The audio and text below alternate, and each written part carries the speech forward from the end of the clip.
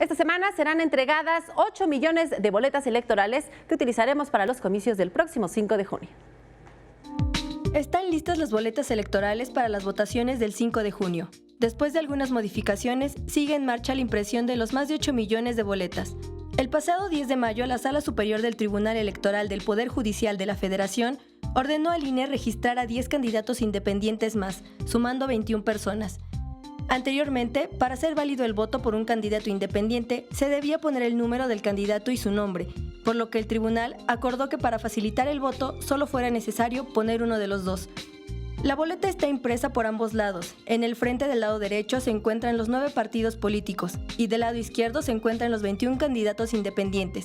Al reverso de la boleta aparecen los 60 candidatos de cada partido. Las boletas son infalsificables. Se han implementado ciertas medidas de seguridad para que éstas sean legítimas.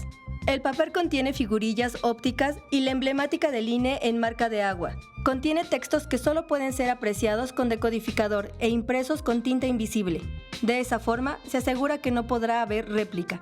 El costo de la impresión para las votaciones por el constituyente será de 12.636.000 pesos. Es aproximadamente 150 pesos por boleta. Mariana Sánchez, 21 Noticias.